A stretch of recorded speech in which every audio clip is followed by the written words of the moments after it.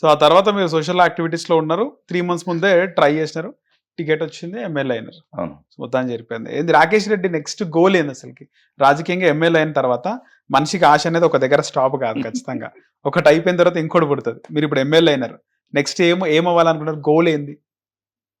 చెప్పాను కదా చాలాసార్లు హోంమంత్రి కావాలని. హోంమంత్రి.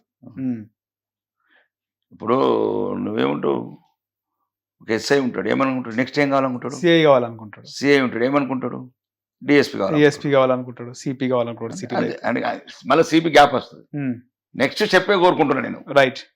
నాకు రాజకీయాలలో ఎక్కువ రోజులు ఉండలేనచ్చు. నేను ఉండలే 2-3 టైమ్స్ ఉందామనుకుంటున్నా, ప్రజలు ఆశీర్వదిస్తే ఓకే అంతే. ఇంకా అంతకుమించి ఎక్కువ లాంగ్ డిస్టెన్స్ ఆలోచిస్తాను నేను రాజకీయ ఫ్యూచర్. రైట్. ఉన్నన్ని రోజులు మంచిగా ఉండాలి.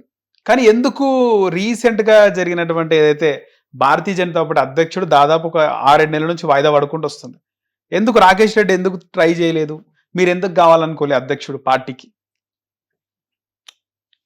అంటే ఒకటి, ఫస్ట్ క్లాస్ నుంచి 10th క్లాస్ చదువుకోదు ఎప్పుడే కానీ మంచిగా ఉండదు అది. ఇప్పుడు నువ్వు క్లాస్ ఫస్ట్ తర్వాత సెకండ్ తర్వాత థర్డ్ ఉంటుంది.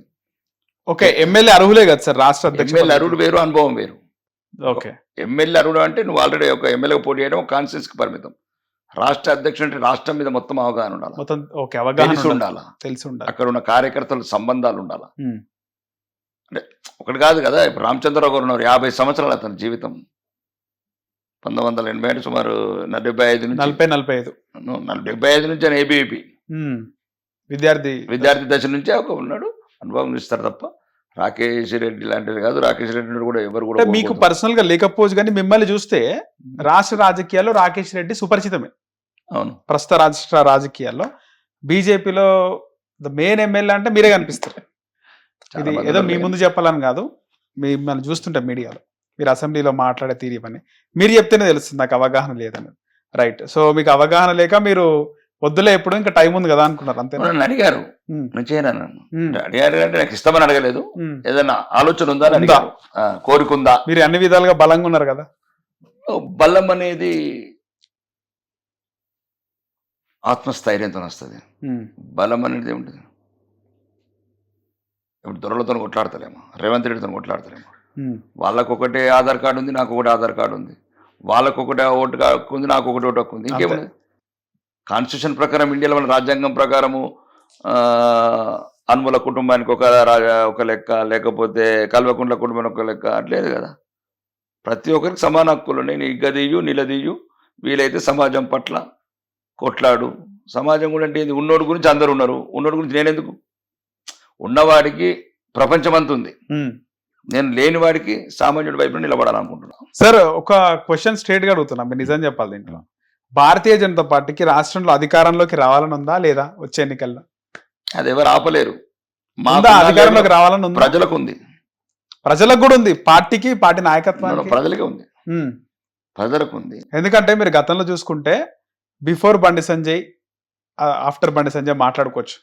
భారతీయ జనతా పార్టీ గురించి మాట్లాడుకోవాలంటే చాలా వరకు కూడా నేను నిన్న ఏ ఫంక్షన్స్ అయినా, ప్రైవేట్ ఫంక్షన్స్ అయినా, ఏదైనా పొలిటికల్ లీడర్స్, అన్ని రాజకీయ పార్టీ నాయకులు కలిసినప్పుడు, ఏదో నేను స్టూడెంట్ వింగ్ లో వర్క్ చేసిన అప్పుడు కూడా ఏం మాట్లాడుకుంటుండంటే రాష్ట్రానికి సరైన నాయకుడు లేదు, నడిపించే నాయకుడు అని. తర్వాత లక్ష్మణ్ తర్వాత బండి సంజయ్ వచ్చినప్పుడు వాస్తవానికి దుబ్బాక ఎలక్షన్స్ లో ఆ విజయభారి 48 స్థానాలు దక్కించుకుంది జిహెచ్ఎంసీలో. ఆ తర్వాత మొన్న 8 స్థానాలు వచ్చినాయి. నిజంగా బండి సంజయ్ కొనసాగింటే రాష్ట్ర అధ్యక్షుడిగా డబల్ డిజిట్ ఎమ్మెల్యే స్థానాలు వస్తుండే. కానీ ఎందుకు బండి సంజయ్ని మార్చినారు? అసలుకి ఏముంది అసలుకి మారడానికి కారణం? అంటే ఈ దేశంలో ఒకే ఒక పార్టీ నిష్కలంకం ఉంది, ఒక పార్టీ. ఈ దేశం గురించి, ఈ సంస్కృతి సాంప్రదాయాల గురించి, అఖండ భారత్ గురించి ఒక రకమైన మెజారిటీ ప్రజల కొద్దిగా గౌరవించే పార్టీ. ఆ పార్టీని కూడా మీరు ఇట్లా వ్యక్తి పూజ చేసినారు అనుకో, ఈ పార్టీ కూడా ఉండదు. ఇక వ్యక్తి పూజ అయినా రాష్ట్రంలో అధికారంలోకి వచ్చి మాకు భారతమాత ఫోటో చాలు అంతే. అట్లా అని ఏ వ్యవస్థ అయినా పాడవుతుంది. వ్యక్తుల కన్నా పార్టీ ముఖ్యం, పార్టీ కన్నా దేశం ముఖ్యం. ఇది దేశం గురించి ఉద్భవించిన పార్టీ, కుటుంబాల గురించో. సిద్ధాంతం కోసం అధికారంలోకి రావడం కూడా వద్దంటారా? వస్తుంది సిద్ధాంతం. మళ్ళీ అదే చెప్తున్నాను, సిద్ధాంతం ఒకరి వల్ల తగ్గదు, ఒకరి వల్ల పెరగదు. నిరంతరం చైతన్యవంతమైన ప్రజల్ని చైతన్యవంతం చేసుకుంటూ ప్రతి నాయకత్వం మళ్ళీ వ్యక్తుల వరకు వెళ్తే పార్టీ ఉండదు. 2014లో కూటమితో 14లో 5 సీట్లు పొలిటికల్ ప్రాసెస్. అట్లా అనుకుంటే మాకు 12 వచ్చినాయి 1999లో ఎమ్మెల్యేలు. 8 మంది తెలంగాణ ఎమ్మెల్యేలు ఉన్నారు అప్పుడు. 1999 ఉమ్మడి ఆంధ్రప్రదేశ్ 12 ఉన్నారు. ఇప్పుడు ఒకటి చెప్తున్నాను నరేష్ సార్, భారతదేశంలో మొదటి సీటు ఆయుష్ పోసింది, ఊపిరి నింపింది, కొట్లాడమని ధైర్యం ఇచ్చిన నేల ఇది తెలంగాణ. మొదటి సీటు ఆ రోజు పార్లమెంట్ ఎలక్షన్ మొదటి భారతదేశంలో సీట్ డిక్లేర్ అయితే జంగారెడ్డి గారు ధర్మకొండ. కాబట్టి నేల మామూలు నేల కాదు భారతదేశానికి. ఒకవేళ మేము ఏదన్నా మాకున్న ఏదైనా చిన్న పొరపాట్ల వల్ల ఏదైనా ఆగుతుందచ్చు కానీ ఈ నేల అగ్గి బరాట నిప్పురవ్వ ఇది. ఫస్ట్ భారతీయ జనతా పార్టీ మొదటి సీట్ ఇది. ఊపిరి పోసింది, ఉయ్యాలలు ఊపింది, ధైర్యం నింపింది, పోరాడుమన్న నేల ఇది. కాబట్టి ఈ నేలలు ఎప్పుడు కాషాయం సింధూరం ఉద్భవిస్తూనే ఉంది.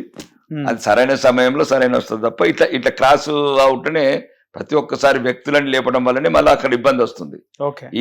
ఈ భారతీయ జనతా పార్టీకి ఒకటేనండి, దీనికి ఒకటి, ఈ దేశం ముఖ్యం, మాకు ధర్మం ముఖ్యం, న్యాయం ముఖ్యం. సార్ ఇక్కడ ఒక చిన్న డౌట్ సార్. చెప్పండి. అంటే వ్యక్తి ముఖ్యం కాదు, పార్టీ ముఖ్యం అంటారు, కరెక్టే. అవును. కానీ మీరు చూసుకుంటే అంటే భారతీయ జనతా పార్టీ కాకుండా కాంగ్రెస్ లో గతంలో వైఎస్ రాజశేఖర రెడ్డి అధికారంలో తీసుకొచ్చినాడు ఒంటి చేతితోనే. మొన్న రేవంత్ రెడ్డి నాయకత్వంలో కాంగ్రెస్ పార్టీ అధికారంలోకి వచ్చింది. ఎంతమంది నాయకులు ఉన్నా అంటే ఇక్కడ భారతీయ జనతా పార్టీ కూడా ఏదైనా ఒక నాయకుడు, రేపు మీరు కూడా కావచ్చు భవిష్యత్తులో ఒక నాయకుడు అద్దరిలో అధికారంలోకి వచ్చే అవకాశం ఉంటది కదా సార్? అంటే మీకు 21 రాష్ట్రాల్లో ఎట్లా వచ్చినాం? ముఖ్యంగా తెలంగాణ గురించి 21 రాష్ట్రాల్లో ఎట్లా వచ్చినాం? ఎవరు వచ్చారు? ప్రజల నుంచి. అక్కడ కూడా బండి సంజయ్, రాకేష్ రెడ్డి పోయి అందరూ పోయి గెలిపించారా? ప్రజల్లో రెవల్యూషన్ రావాలంటారు. Revolution is different. చైతన్యం అదేమో తిరుగుబాటు. ఈ చైతన్యం హిందువులలో తిరుగుబాటు రావాలా. కన్నుకు కన్ను, పన్నుకు పన్ను అనే సిద్ధాంతం హిందువులలో రావాలా. అది హిందుత్వానికి. దేశానికేమో చైతన్యం. రైట్. సో ఇప్పుడు ప్రజెంట్ బలంగానే ఉంది పార్టీ. 8 ఎమ్మెల్యేలు ఉన్నారు, 8 ఎంపీలు ఉన్నారు. పైగా దాదాపు ఒక 20 చోట్ల సెకండ్ ప్లేస్ వచ్చింది Bharatiya Janata party. It's great thing. 53 చోట్ల మొదటి స్థానం ఉన్నాం. హిట్ టీవీ యాప్, ఇందులో short news, live news, entertainment shows, movies, digital magazines తో పాటు మీ జిల్లా వార్తలను కూడా ఫ్రీగా చూడొచ్చు.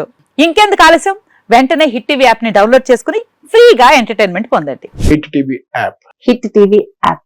Please download hit TV app. Hit TV app ని ఫ్రీగా డౌన్లోడ్ చేసుకుని ఎంజాయ్ చేయండి. మీకు నచ్చిన ఎంటర్టైన్మెంట్ కోసం హిట్ టీవీ యాప్ ని ఫ్రీగా డౌన్లోడ్ చేసుకుని ఎంజాయ్ చేయండి. హిట్ టీవీ యాప్ ని డౌన్లోడ్ చేసుకుని ఆస్వాదించండి, ఆశీర్వదించండి. ఇంతమంది సెలబ్రిటీలు హిట్ టీవీ యాప్ ని డౌన్లోడ్ చేసుకోండి అని చెప్తున్నారంటే ఎంత మంచి యాప్ ఆలోచించండి. అమెరికాలో చదవాలనుకునే వాళ్ళకి విశ్వసనీయమైన పేరు మన శౌర్య కన్సల్టెన్సీ. UK లో 1 year masters. UK లో 1 year masters. 2 years work permit up to 5 years visa. Contact Saurya Consultancy. Contact 89851 89851.